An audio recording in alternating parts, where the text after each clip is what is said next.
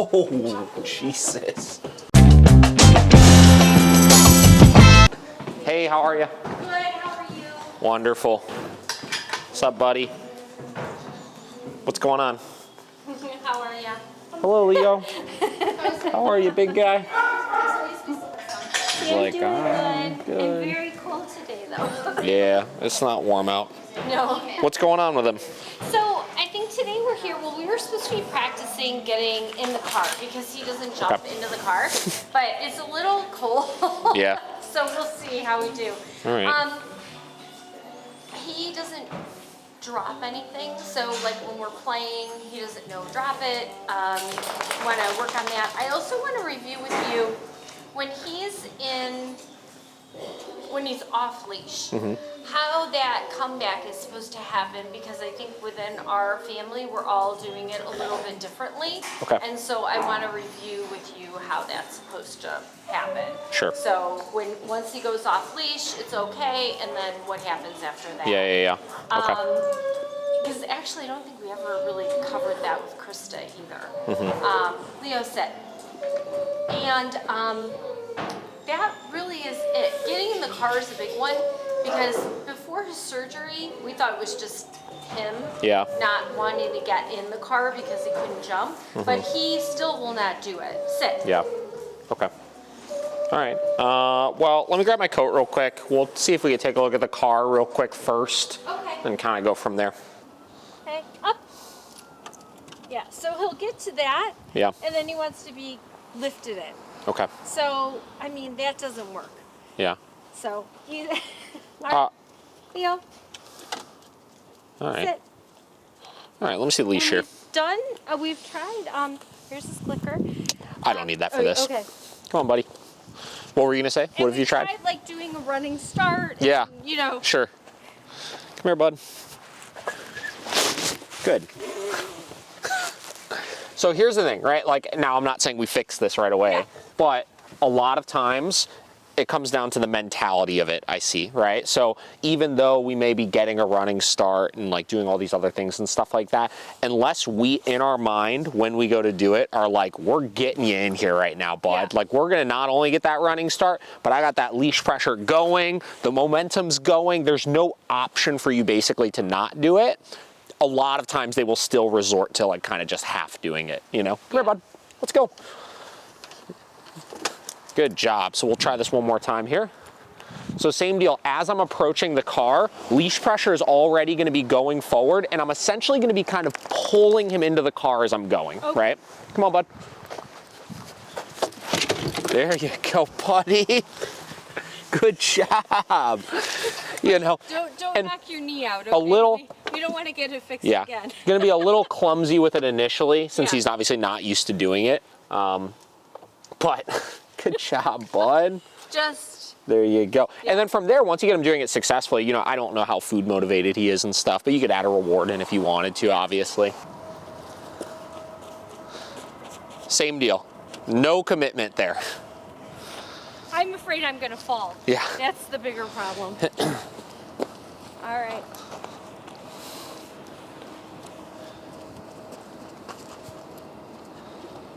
Still, you're releasing all. Let me try one more time here with him, right?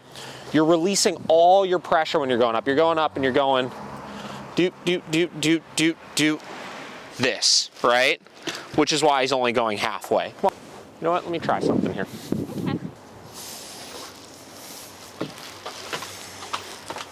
Yeah, because even on a lower one, he's trying a little bit more. So come on, bud. There you go. Good job, right? So I'm gonna try to do this a couple times with him here. Let's go.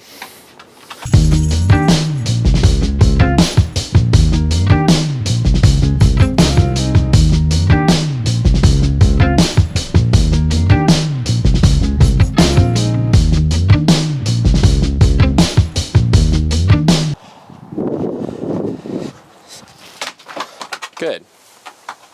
Come on. Maybe it just is too high for him. It's not. No? No, he could do it.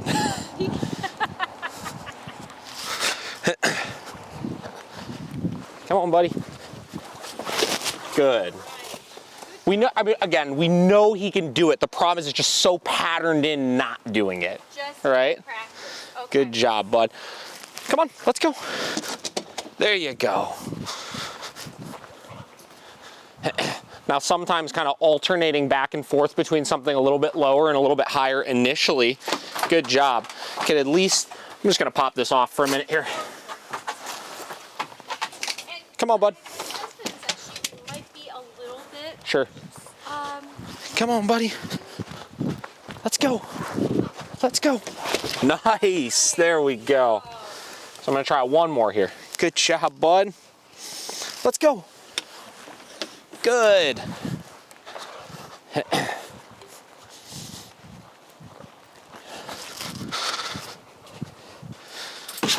Good job. There we go. Let's go. You know, we see this a lot with dogs with like stairs or things like that, where like from a young age, for whatever reason, whether they slipped or this or that, they get really scared of them and then just won't go up or down them. And this is what it kind of comes down to, is you have to take away the option of not doing it, you know? Come on. Yeah, and then, you know, little by little, come on, bud. It'll boost his confidence that he could actually do it. Like, that looked great. So we're done with that for now. Come on, bud. So that's how I would do this. Find something a little bit shorter to start. Get him really good with that. And then start kind of alternating back and forth. And then when you go to do this, though, you have to commit to just do it. You know what I mean? Yeah. Like, we're not making it optional anymore. And the more he does it, you see those last two were really smooth. Yes. You know? Yeah. And hey, look at that. I like it. All right, have a good one. We'll talk to you soon. Are you live yet? You're filming though, right? I'm filming. All right, vlog. We're doing some random shit right now. So we're gonna answer some questions on TikTok that people ask. I don't know why, but I'm gonna do it. So this one says, can you do a husband reveal? Check this out.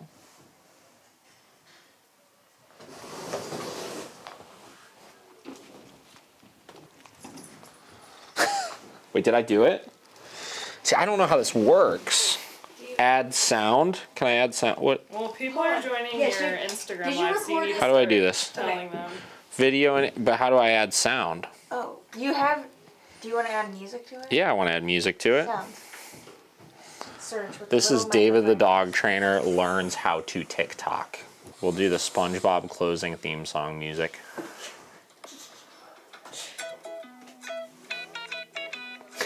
That's perfect. Oh, do I put a filter on this? I wouldn't. Sunny. Unless you want. Vitality. Island. I like island. Hashtag dog. Dog. Go through and do like dog training, Lover. dog trainer. Dogs of Those ones are TikTok. TikTok Dog questions. challenge. Dog. Dog husband. Dog. Did you know that if you slide this thing, look, it like zooms. No, it only lets you do like 15 seconds. This is dumb. Oh, I gotta switch over to 3 minutes. Oh, okay, that makes sense. All right, some more questions. Please train your dog asks, what is age-appropriate training advice you can immediately start when getting an 8 to 10-week-old puppy? Great question, because this little idiot over here just came into my house. Actually, I've had him for a while. I keep saying like, you know, I just got him and this. No, he's idiot. When I say, let me clarify this for everybody. When I say idiot, I mean it in the best possible way. I just mean like, you are so freaking cute, it's stupid, right? It's just like, it's a fun loving term. So don't think, if I ever call your dog an idiot, I promise I don't actually mean that they're an idiot. I mean it in the most sincere way possible, that I really like your dog usually if I'm saying that, right? All of my dogs are grade A 100% idiots. What was the question? Things you could do, age appropriate things right away when you get a puppy, right? So a couple things, right? Crate training, right? As soon as you get a dog, doesn't matter how old the dog is, you want to start getting the dog acclimated to the crate. And none of this stuff initially requires any sort of communication on the dog. You don't have to be able to correct the dog for anything. You don't have to be able to reward the dog for anything. You just got to get the dog used to sticking him in a crate and having him be in it for extended periods of time. It's something that if you start right away, you can get past all the nonsense and let them work through it while they're in the crate, making things 10 times easier, obviously, right? Second thing you could do is you could set the structure and the routine in the house of what you want things to look like. So number one mistake I see people make when they get puppies, because they are oh so cute, oh so little, and you can just throw them around and do all sorts of fun things with them, is they just let the dog do whatever it wants to do. They're picking it up all the time. They're carrying it. They're having it on their lap. They're coddling them. They're giving them toys, treats, food, this, that, right? And they don't have any sort of clear expectation in their head of when this dog is older, when this dog is an adult, what do I want it to do? What do I not want it to do, right? They also don't have any sort of like recollection that like, you know, you need to set boundaries. You need to create boundaries with the dog, and you have no communication established in order to do that. So everything you do with your dog from day one when you get them in the house for a puppy is management related things, right? So with this guy, for the first like probably 2 months, thank you. For the first 2 months that I had him, he wore a leash every freaking second in the house because he wasn't trained. He didn't have any communication. He's got an e-collar on right now, so I could communicate with him more effectively with that. But before that, he didn't have that. So what did I need to do? I needed to make sure that I had something where I could get him to do things or get him to not do things without having any training on him. So when he had that leash on, if he tried to go into a room I didn't want him to go into, I can grab that leash and move him one way or another. If he tried to jump on a piece of furniture he wasn't allowed to get onto, I could use that leash to pull him down from it. You know, if I needed him to stay in one spot, I could take that leash and tie it back to something to get him to stay in one spot. And I was able to pattern in this kind of calm, respectful understanding of what it is that we wanted him to do, right? All of that was while we were working on some of his foundational training and stuff. Some of that was while we were starting to establish the communication to work through things. We have a fully fenced in, basically acre of a backyard, and this dog until just like 3 weeks ago was never off leash in the backyard because I didn't want to start teaching him that he can get away with running off and not coming back to me when I called him, which is why he had a leash on all the time, right? If I needed to get him to me in the house, I didn't tell him come, I just grabbed the leash and got him to move with me. And now that we have an e-collar on him and I could check the box that when he's off leash, I can confirm I can get him back to me still. Now I can let him loose in the yard. Now I can give him more privileges and stuff like that. So just ultimately just be really strategic from day one about making sure you never position the dog where they're going to learn that they can blow you off, or you could give commands or set rules and boundaries and not enforce them. So that was a big roundabout way of saying management, management, management is everything until you start training with your dog. Okay, so we're working with Cali. Again, Cali has been here now just over 2 weeks, I think. She's just over the halfway point with us, and she's doing really well. Our food drive is coming up. Obviously, our obedience commands and stuff like that are looking pretty good. Her common command is looking pretty good, all this stuff. So what we're doing is we're kind of tweaking and we're fine tuning. So I know a lot of this stuff, when you look at the progression of like a board and train or something, you know, sometimes it's like, God, they're just working on the same thing over and over again. He's just working downstays. He's been working downstays forever. Tweak that we're making here right now. So, okay. For a lot of dogs, when we initially teach our down, they get into a down, but it's a very straight down like this. See how her hips, she's on her back legs and stuff like that. I want her to settle into that down and swing her hips a little bit here. So what I do, once the dog's food drive starts coming up, is I take that food and I do a disconnected lure, where I get her to follow, good, that food, where it's awkward for her to stay in that position, and they kick those hips to the side, and as soon as she kicks them to the side, that's where I mark with good and reward. Okay, so I'm gonna do that a couple times to demonstrate. Down, so I say down, disconnected lure, good. Hip swing to the side, mark with good and reward. Okay. Same deal, down.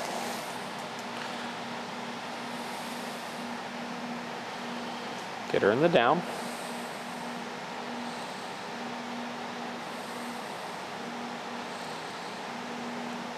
Disconnected lure.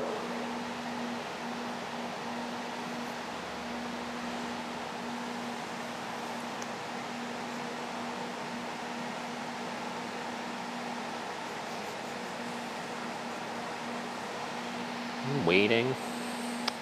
You could try both sides.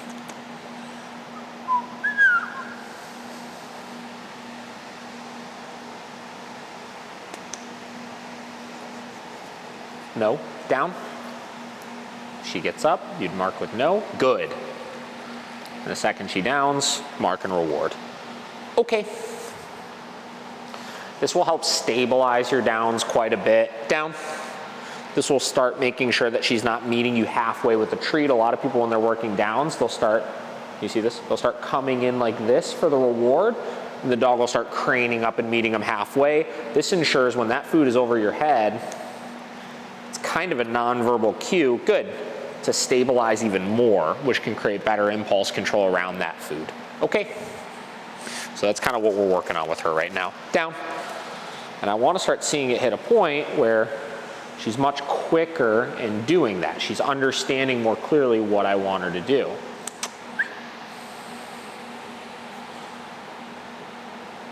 Good. Okay. Down.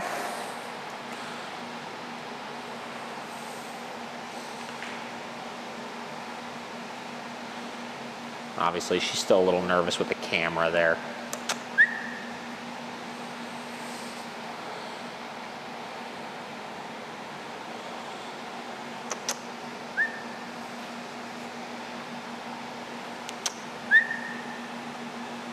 Good.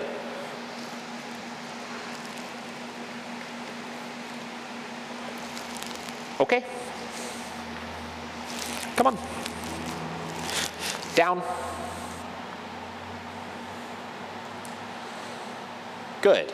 And if she does it on her own, we just mark and reward right away for that. Okay.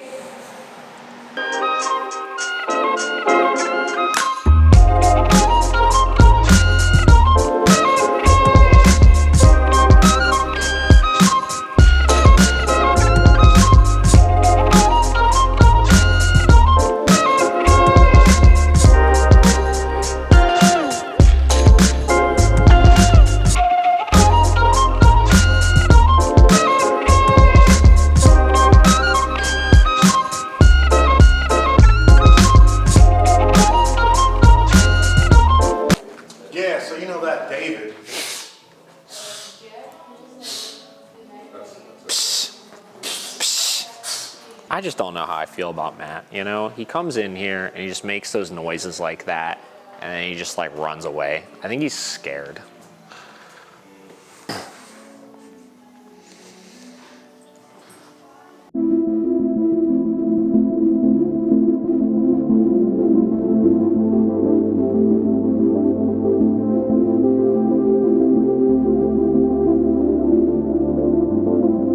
He's as tall as Bridget. I got you. You can't hold that for 1 second. You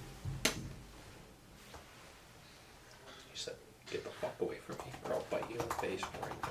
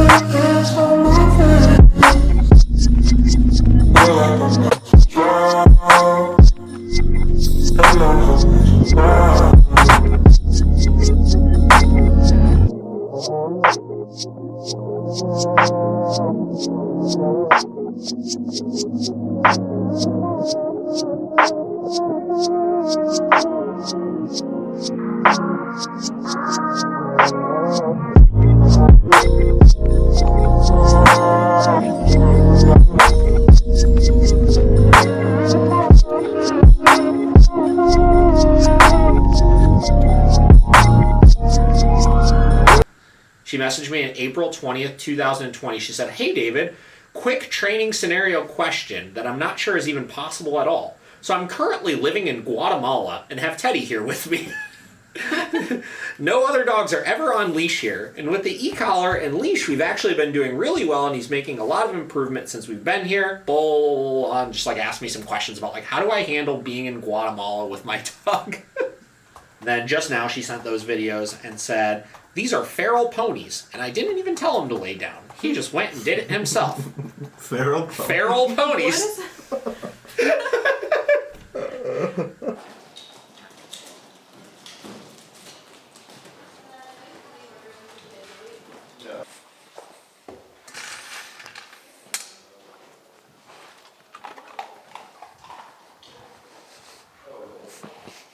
Waffles, come.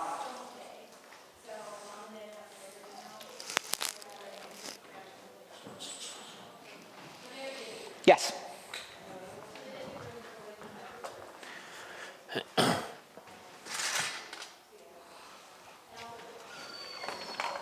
right, so we're going to get into the science of this now. So I'm using an indirect reward to reward Waffles. Waffles, come. Meaning, yes, the reward is not on my person. So every time that he does that behavior, I mark the behavior with yes, which takes a picture essentially of what it is that he's doing correct and allows me the time to go get the reward and give it. Now, why do we use indirect rewards? We use indirect rewards to not have the dog super glued on the food. One of the most common things a lot of people tell us that have done like positive only training programs or this or that is my dog didn't listen unless they saw the treat in my hand. Now, though I don't necessarily agree with positive only training, that is not really a problem of the positive only training. That has to do with how you're training the behavior in the first place, right? So if we're using our markers correctly, and we're making sure those rewards don't come out until after the dog has completed the behavior, then it really is a reward and not a bribe. Waffles, come.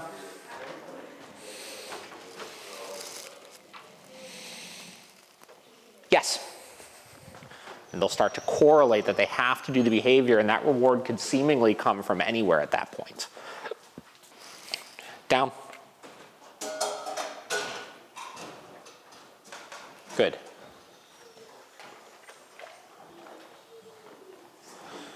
Good.